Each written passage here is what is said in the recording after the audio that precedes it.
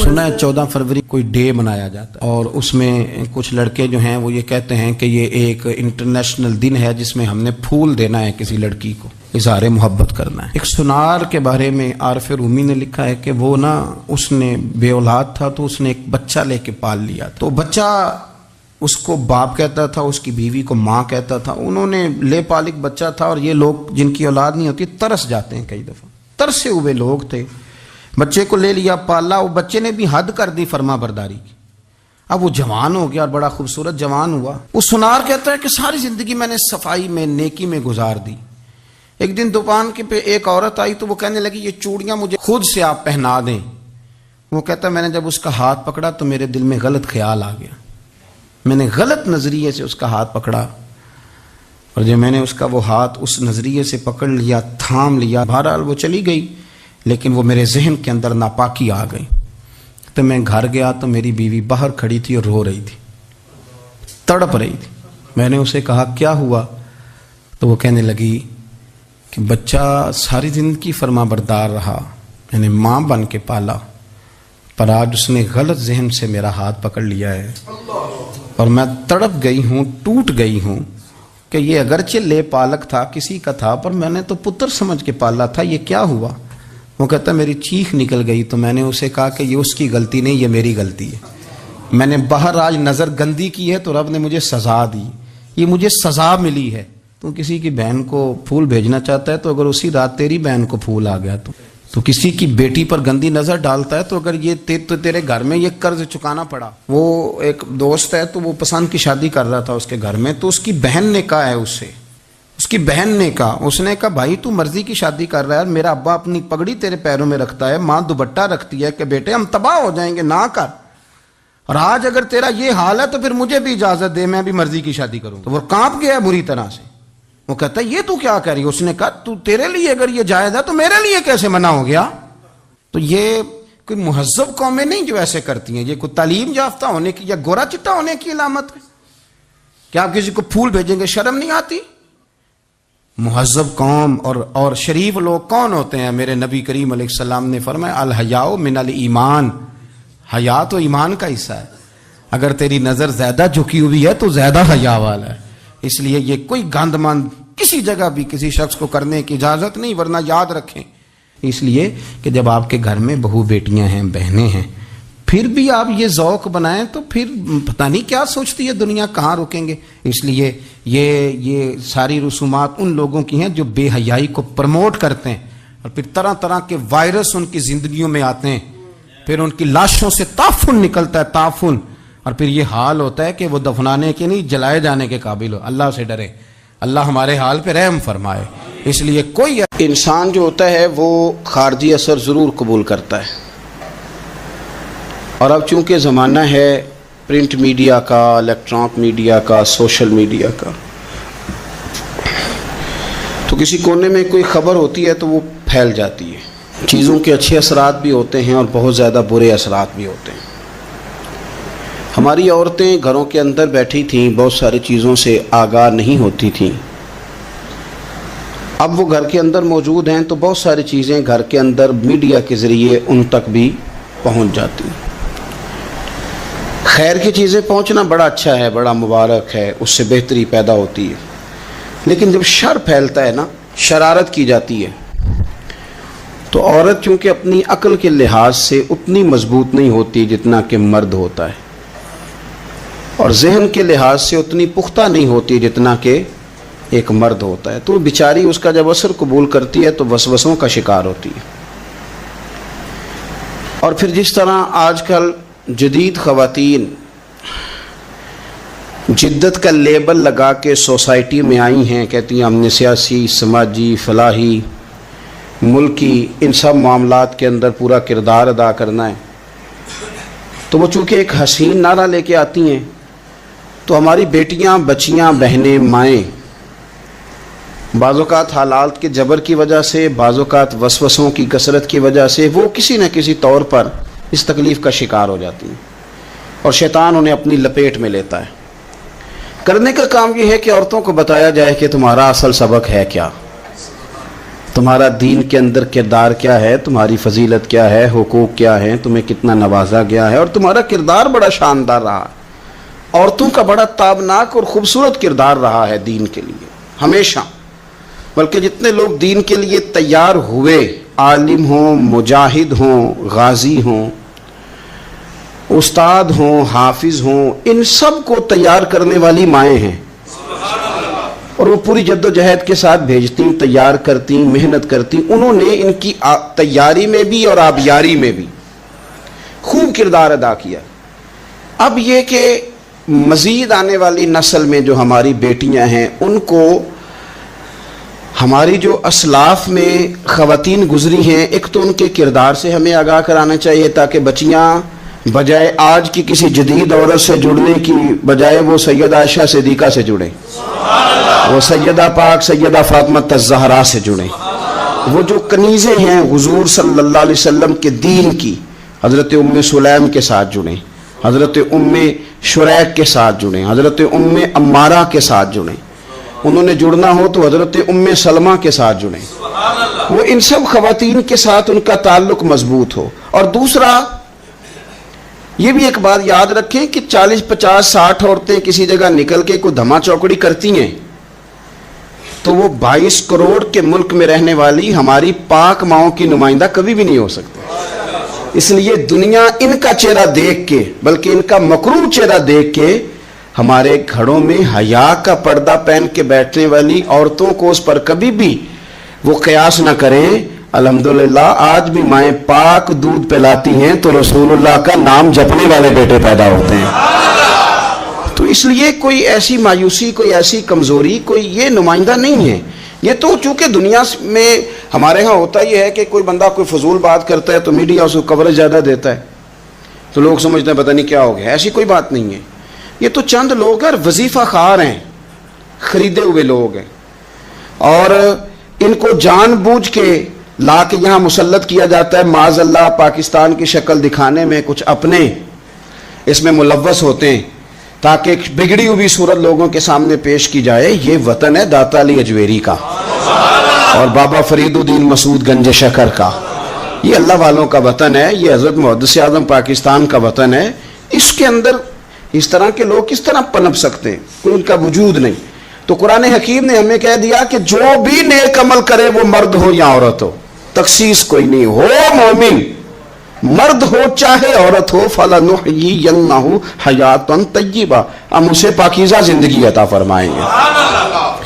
اللہ کے پیارے رسول صلی اللہ تعالی علیہ وسلم نے ارشاد فرمایا، حضور علیہ السلام ارشاد فرماتے ہیں کہ مختصر سی بات ہے، مسند امام احمد بن حنبل میں، انسان کے لیے جنت میں چلے جانا نا بہت بڑی کامیابی ہے۔ کیوں؟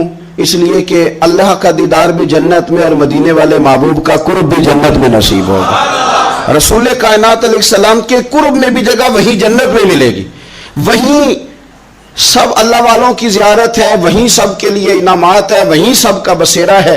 قرآن مجید نے کہا اصحاب الجنتی هم الفائزون، اصحاب الجنتی هم الفائزون، یہ جو جنتی ہیں یہ کامیاب لوگ ہیں۔ تو نبی پاک صلی اللہ علیہ وسلم نے مختصر بات ارشاد فرمائی مسند امام احمد بن حنبل میں، حضور فرمانے لگے عورت 5 نمازیں پڑھے، اپنے روزوں کی حفاظت کرے، یعنی رمضان کے روزے رکھے، فرمایا اپنے خامند کی اطاعت کرے، نماز روزے کی پابندی کرے، خامند کی اطاعت کرے اور اپنی شرمگاہ کی حفاظت کرے۔ تو حضور فرماتے ہیں پھر قیامت والے دن نہ اس کے لیے جنت کھول دی جائے گی، وہ جس دروازے سے چاہے جنت میں داخل ہو جائے۔ پھر کھول دیا اللہ تعالیٰ نے اس کے لیے۔ دو ہی باتیں، ایک یہ کہ نماز روزے کا خیال کرے، خامد کی اطاعت کرے، شرمگاہ کی حفاظت کرے، تو جنت کے جس دروازے سے وہ چاہے گی نا اس کو داخلہ دے دیا جائے گا۔ تو عورتوں نے بڑے مضبوط ایمان کا مظاہرہ کیا ہے، مضبوط ایمان کا۔ پہلی مثال دیتا ہوں جناب ہاجرہ کی۔ حضرت ہاجرہ رضی اللہ تعالی عنہا حضرت اسماعیل علیہ السلام کی والدہ ہیں، جناب ابراہیم خلیل اللہ علیہ السلام کی اہلیہ ہیں۔ میں نے پہلے بھی ایک دفعہ کہا تھا، پھر کہتا ہوں کہ آج کل نا کاکروچ دیکھ کے، چھپکلی دیکھ کے چیخ مارنا یہ خوف نہیں، یہ فیشن ہے۔ اسے پتہ چلتا ہے کہ یہ برگر فیملی ہے، اسے پتہ چلتا ہے یہ امیر لوگ ہیں، یعنی کاکروچ کھا جاتا ہے کہ چھپکلی کھا جاتی ہے، لیکن یہ نا جی وہ جی ہمارا بچہ چیخ مارتا ہے اس کو دیکھ کے، کیا مطلب ہے بڑا پڑھا لکھا ہے جی، بڑی سوبر فیملی. یہ پڑھے لکھے نہیں، یہ بزدل ہونے کی علامت. کمزور پڑنا، ڈرنا، خوف کھانا، اللہ تبارک و تعالیٰ پر ایمان رکھتے ہوئے توکل میں کمزوری کرنا، معاذ اللہ. مسلمان کا تو یہ نظریہ نہیں نہ ہوتا. اور مسلمان عورتوں کا ہر وقت رونا کہ نصیب پتہ نہیں کیسے ہوں گے، پتہ نہیں کیا بنے گا، میرا تو کچھ بان ہی نہیں رہا. جب بات کرنا رو کے کرنا، جب سنانا دکھ ہی سنانا. یہی حال ماں کا ہے، یہی بہن کا ہے، یہی بیٹی کا ہے، الا ماشاءاللہ کچھ اچھی بھی ہے. تو اس قدر زیادہ کمزور نظریات مسلمان عورتوں کے نہیں ہوتے. اور پھر ساری زندگی اگر یاد کرنا ہے تو دکھ یاد کرنا ہے، سکھ نہیں یاد کرنا. زندگی کے اندر جہاں کسی جگہ آزمائش آئی اس کا ذکر روز کرنا ہے، اور جو آسانی آئی ان کو بھول جانا ہے. حضرت ہاجرہ کو جناب ابراہیم خلیل اللہ علیہ السلام چھوٹا سا بیٹا دے کے وادی غیر ذی زرعین میں چھوڑ آئے. اتنی سی کھجوریں، ایک مشکیزہ پانی کا. اس خاتون کو وہاں کھڑا کیا، دور دور تک آبادی کوئی نہیں، جنگل کا سما ہے، پرندے تک آ کے نہیں چہکتے، کوئی چیز نہیں دنیا کی. لیکن ایمان اس کو کہتے ہیں، طاقت اس کو کہتے ہیں. کلمہ پڑھنے کے بعد کھڑا رہنا اور اپنے توکل کو مضبوط رکھنا اس کو کہتے ہیں. حضرت ابراہیم واپس لوٹ رہے تھے تو جناب ہاجرہ نے ایک سوال پوچھا، بس ایک. جناب ہاجرہ عرض کرتی ہیں، اللہ کے خلیل یہ اپنی مرضی سے چھوڑ کے جا رہے ہو کہ رب کا حکم ہے؟ میرے مالک کی میرے بارے میں یہی فیصلہ ہے، یہی رضا ہے، یا آپ اپنی مرضی سے چھوڑ کے جا رہے ہیں؟ تو جناب خلیل علیہ السلام فرمانے لگے، ہاجرہ نہیں، یہ رب کا فیصلہ ہے، یہ اللہ کی رضا ہے. تو آپ کو بخاری میں یہ لفظ ملیں گے. جناب ہاجرہ کہنے لگے پھر آپ فکر نہ کریں، اگر رب کا یہ حکم ہے تو پھر میرا رب ہمیں کبھی بھی ضائع نہیں کرے گا. یہ مضبوطی ایمان کی، یہ مضبوطی، رب پھر ہمیں کبھی ضائع. او میرے ملت کی بیٹیوں اور بہنوں، ساری امیدیں خامن سے کیوں لگاتی ہو؟ ساری امیدیں بیٹے اور بھائی سے کیوں لگاتی ہو؟ ساری امیدیں دنیا سے کیوں لگاتی ہو؟ اس طرح کرو، اپنی ساری امیدیں اپنے رب کے ساتھ وابستہ کرو. رب کی رضا پہ، رب کے فیصلوں پہ راضی رہنا سیکھو. اگر تم یہاں ٹھہر گئی نا تو تمہارے پھر آنسو بہیں گے ضرور پر اللہ کی بارگاہ میں. پھر تمہاری دعائیں کے لیے ہاتھ اٹھیں گے ضرور پر اس کا کرم طلب کر. پھر کمزور باتیں نہیں کرو گی. جس طرح ایمان عورتوں کا مضبوط تھا، اسی طرح ہماری جو اسلاف میں خواتین گزری ہیں، صحابیات، ان کا نا تبلیغ کا جذبہ بھی بڑا مضبوط تھا، بڑا مضبوط تبلیغ کا جذبہ. حضرت ام شریک رضی اللہ تعالی عنہ قبیلہ بنو عامر سے تعلق رکھتی تھی، پر مکے میں آئی ہوئی تھی. گھر گھر جا کے رسول اللہ کا دین بتاتی. ان دنوں میں نہیں جن دنوں میں پھول پھینکے جاتے ہیں تبلیغ کرنے والوں پر، جن دنوں میں نعرے لگتے ہیں ان دنوں میں نہیں، ان دنوں میں جب چھپ چھپ کے لوگ دین کی بات کرتے تھے. حضرت زید بن ارقم رضی اللہ تعالیٰ عنہ کے گھر میں لوگ بیٹھ کے دین سیکھتے تھے. یہ خاتون، مجھے آج کہہ لینے دیں یار، مجھے کہہ لینے دیں. ووٹوں کی ضرورت ہو تو عورتیں گھر گھر چلی جاتی ہیں. ایک سیٹ کی ضرورت ہو تو بیویوں کو گھر گھر بھیج لیا جاتا ہے. یہ دیکھو، یہ ایمان ہے رسول اللہ صلی اللہ علیہ وسلم پر صحابیات کا. یہ کمال ہے کہ گھر گھر وہ بھی گئی ہیں، پر ووٹ کے لیے نہیں، رسول اللہ کے دین کے لیے. رسول اللہ کے دین کے لیے گھر گھر حضرت ام شریک جاتی، جا کے نا، اور وہ طریقہ تھا نا، عورتوں کو قائل کرتی. بڑے کٹھن حالات تھے اسلام پر، اعلانیہ کوئی بات نہیں کر سکتا تھا. حضرت ام شریک کہتی ہیں، میں عورتوں کو بلاتی، کہتی میری بات سنو. جب وہ قریب آتی تو میں نے نبی پاک کا دین بتاتی، سائیڈ پہ کر کے کونے میں. میں نہ تھوڑا تھوڑا، او یار آپ ذرا اس کا لطف تو لیں، اس کا ذائقہ تو دیکھیں. حضرت ام شریک کہتی ہے میں گھر گھر جاتی بتاتی. تو کافروں کو پتہ چل گیا کہ یہ تبلیغ کرتی ہے. انہوں نے مجھے بلایا، کہنے لگے تیرے برادری اور قبیلے کا مسئلہ نہ ہوتا تو ہم تجھے قتل کر دیتے. اب ہم تجھے واپس بھیجتے ہیں. چند مردوں کو میرے ساتھ کیا، مجھے گھوڑے اور اونٹ کی ننگی پشت پر باندھ لیا. ننگی پشت پر لمبا سفر کرنا مشکل ہوتا ہے، پسینہ آئے، بڑی تکلیف ہوتی ہے گھوڑے پر بیٹھ. اب وہ کوئی کجاوا نہیں، کوئی چیز نہیں، اسی طرح باندھ کے لے گئے. اور فرماتی ہیں کہ 3 دن اور 3 راتوں کا وہ سفر تھا. رستے میں وہ خود چھاؤں میں بیٹھتے اور مجھے باندھ کے دھوپ میں ڈال دیتے. 3 دن میں نے زمین پر چلنے والی کسی چیز کی آواز نہیں سنی. لیکن وہ جب جب نبی پاک کے دین کی بات پوچھتے تو میرا کلیجہ خوشی کے ساتھ ٹھنڈا ہو جاتا. آنکھیں کھل جاتی اور میں کہتی کیا بات ہے میرے نبی پاک کے دین کی. اس کیفیت میں بھی وہ تبلیغ کی لذت اپنی جگہ موجود. حضرت ام شریک رضی اللہ تعالیٰ عنہ فرماتی ہے کہ جگہ انہوں نے مجھے لٹا دیا باندھ کر, پیاس بڑی شدید تھی, پانی پینے کو دیتے نہیں تھے, روٹی کھانے, یہ ایک عورت کی بات کر رہا ہوں, یہ خاتون کی بات کر رہا ہوں. آج کل تو ہمارے بچے شام کو سالن ٹھیک نہ پکا ہو تو موبائل توڑ دیتے ہیں. یہ قوم نہیں میدانوں میں جا سکتی, جہاد نہیں کر سکتی. خاتون کہتی ہے کہ شدید پیاس تھی اور مجھے باندھ کے لٹایا ہوا تھا. مجھے جب تکلیف بڑھ گئی تو اچانک میں نے دیکھا پانی کا ایک ڈول برآمد ہوا ہے. میں نے اسے تھوڑا سا پی لیا, پر طلب ابھی باقی تھی. وہ پھر آ گیا برتن, میں نے پھر پیا. طلب ابھی باقی تھی, پھر برتن آ گیا. امام ابو نعیم نے اس کو لکھا ہے حلیۃ الاولیاء میں, فرماتے ہیں تیسری دفعہ وہ پھر بھرا ہوا ڈول پورے کا پورا آ گیا. اب میں نے پیا بھی, اپنے کپڑوں پہ بھی چھڑکا. جب وہ سارے بیدار ہوئے تو مجھے آگے کہنے لگے کہ تو نے ہمارا پانی استعمال کیا ہے. فرماتی ہے پھر انہوں نے اپنے برتن دیکھے, مشکیزیں دیکھے تو بھرے ہوئے تھے. میرے قریب آ کے کہنے لگے یہ پانی کہاں سے آیا؟ تو میں نے کہا تم ابھی میرا عقیدہ نہیں سمجھے, یہ میرے رب نے مجھے دیا ہے, میرے رب نے مجھے دیا. فرماتی مجھے باندھ کے لے جا رہے تھے, پر جب میری بات سنی نا تو بول کے کہنے لگے ہمیں سمجھ آ گئی ہے تیرا دین ہمارے دین سے بہتر ہے, تیرا عقیدہ ہمارے عقیدے سے بہتر ہے. اور ایک روایت میں یوں بھی ہے کہ وہ باندھ کے لے جا رہے تھے, پر یہ کمال دیکھا تو کلمہ پڑھ کے مدینے والے کے غلام بن گئے. صحابیات نے نا بڑا جم کے دین کا کام کیا. عقیدہ, پھر تبلیغ, پھر میدان جہاد. عورتیں جہاد میں جایا کرتی تھیں, وہ زخمیوں کو پانی پلاتی تھیں, مرہم پٹی کرتی تھیں. پہلے اپنے جسم کے ساتھ بڑی بڑی پٹیاں لپیٹ کے لے جاتی, جہاں کسی زخمی کو ضرورت ہوتی وہ پٹیاں کرتی. اور اعصابی طور پر مضبوط رہ کے میدان کے اندر جہاد وہ بندہ کرتا ہے جو یقین کامل کی دولت جسے نصیب ہو, جسے پتا ہو کہ یہ میں مروں گا تو میرا مرنا رائے گا نہیں, اللہ مجھے شہادت کا درجہ عطا فرمائے گا. لیکن اگر یہیں سے بندہ اپنے آپ کو مطمئن نہ کر سکے تو میدان میں جائے گا. یقین کامل ہو, اگر ہو یقین کامل پیدا تو پھر کٹ جاتی ہیں زنجیریں, پھر انسان آگے مضبوطی سے آگے بڑھتا ہے. نبی پاک صلی اللہ علیہ وسلم جب جہاد کے لیے تشریف لے جاتے نا تو عورتوں پر کسی نہ کسی شخص کو نمائندہ بنا کے چھوڑ کے جاتے تھے. ایک دفعہ مولا علی شیر خدا کو بھی چھوڑ کے گئے, حضرت عبداللہ ابن مختوم رضی اللہ تعالیٰ عنہ کو بھی ایک دفعہ چھوڑ کے گئے.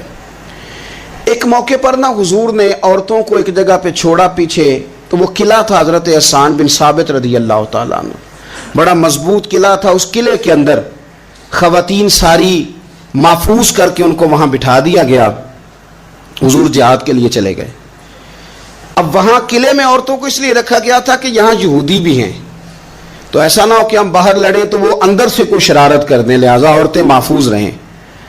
حضرت حسان بن ثابت رضی اللہ تعالیٰ عنہ کی ڈیوٹی تھی تلوار لے کے حفاظت کرنے کی. تو ایک یہودی آ گیا, وہ اب ٹو کرنے لگا, تجسس کرنے لگا کہ یہاں عورتیں ہیں تو کوئی مرد بھی ہے کہ نہیں, دائیں بائیں دیکھنے لگا. حضرت صفیہ رضی اللہ تعالیٰ عنہ نے توجہ کی, اور جناب حسان بن ثابت سے کہنے لے 1 منٹ لگا اس کی گردن مار دے, ایسا نہ ہو کہ یہ جا کے بتا دے, گردن اڑا دے.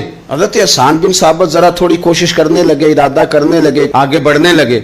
تو ابھی وہ تیاری میں ہی تھے تو حضرت صفیہ رضی اللہ تعالیٰ عنہ خود نکلی پیچھے سے ہو کے, ذرا سا ایک ستون کے پیچھے چھپی, ہاتھ میں بڑا سا ڈنڈا پکڑا. وہ آپ کے قریب سے گزرنے لگا. تو یہ خاتون کی بات کر رہا ہوں, خاتون کی. کسی مرد کی ضرورت ہے عورت کو تنگ کر جائے؟ شرط یہ ہے کہ عورت کے اندر بھی تو غیرت ایمانی ہونا, اس کے اندر بھی تو وہ قوت ہونا. ایسا نہ ہو کہ وہ کمزور پڑ جائے. ہاتھ کے اندر ڈنڈا تھا. جب وہ یہودی پاس سے گزرنے لگا تو اللہ اکبر کہہ کہ بی بی نے اتنے زور سے مارا ڈنڈا, حضور کی پپھوں نے ایک ہی ڈنڈا کھایا اور وہ زمین پہ ڈھیر ہو گیا. حضرت صفیہ نکلی اور جناب حسان بن ثابت سے کہنے لگی مجھے آتی ہے شرم, کیونکہ جب کسی کو مار دیا جائے تو اس کا مال مال غنیمت ہے نا کافر کا, اب اس کی زرہ اتارنی ہے, اس کی تلوار لینی ہے. فرمایا مجھے شرم آتی ہے, وہ مرد ہے, اس طرح کرو مار میں نے دیا, سامان تم اتار کے لے آؤ. یہ قوت تھی مسلمان عورتوں کے اندر, یہ شوق تھا, یہ جذبہ تھا. ہمارے ہاں نا وہ روز روز کی کمزوریاں, عورتوں کا روز آنسو بہانا, اور جہاں بھی سنانا دکھ ہی سنانا.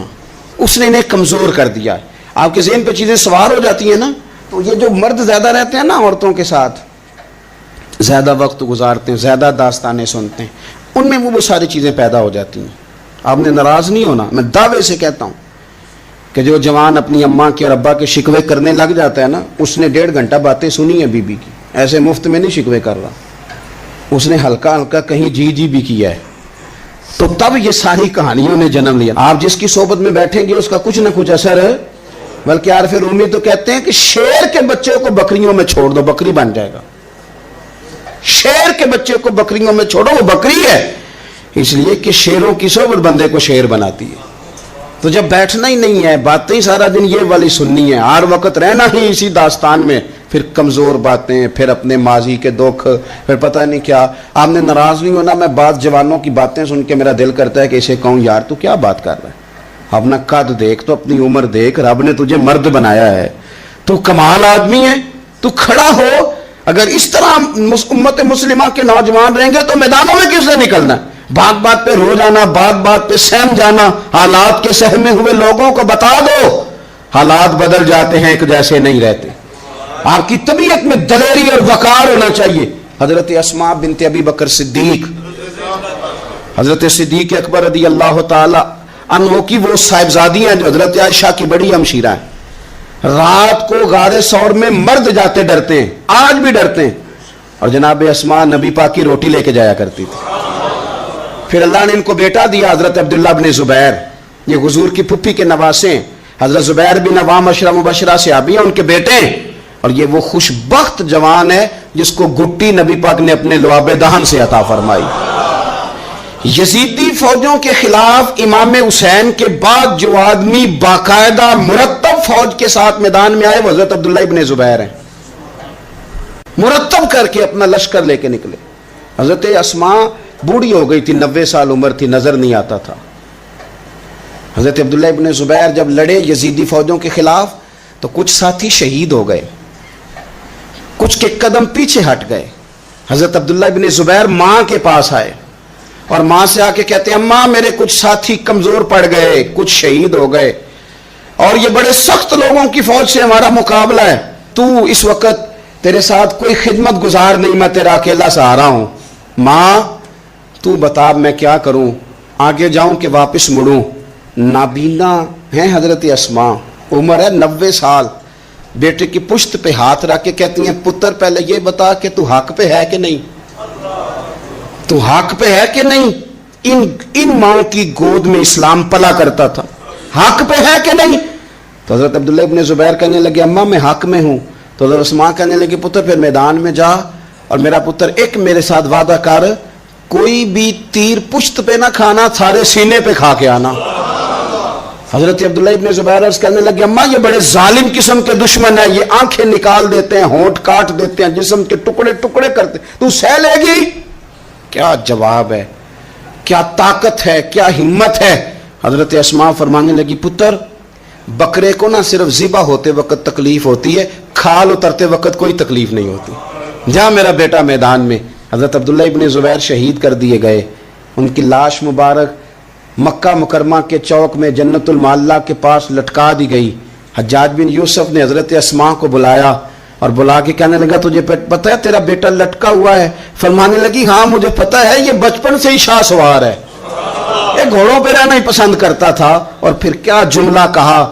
حجاج کے لوگ کہتے ہیں یہ فوجوں میں اور تلواروں کی جھنکار میں کبھی نہیں کانپا تھا, پر حضرت اسماء جو نابینا ہیں ان کے جملوں نے نرزہ دیا. فرمانے لگی حجاج میرا پتر لٹک گیا ہے, کہیں تیرے آگے جھکا تو نہیں نا, لٹک ہی گیا ہے, جھکا تو نہیں میرا پتر. 14 دن تک لٹکے رہے, لاش مبارک لٹکی رہی, لیکن حضور کا لعاب دہن تھا نا.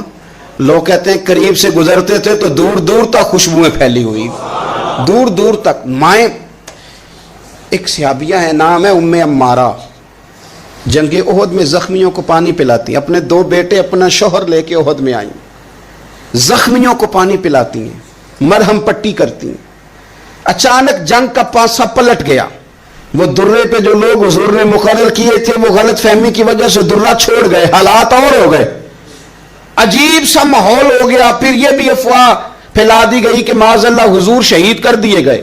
لوگوں کے حوصلے بڑے اور رنگ اختیار کرنے لگے. حضور کے گرد تھوڑے سے لوگ رہ گئے. او میرے بھائیوں، او ملت کی بیٹیوں بہنوں، یہ ہے تمہارا انداز دین کی خدمت میں. یہ خواتین کا انداز ہوتا ہے. حضرت ام عمارہ پہلے زخمیوں کی مرہم پٹی کرتی تھی، اب سارا کچھ پھینک دیا، تلوار لی اور جا کے نا حضور کے گرد کھڑی ہو گئی.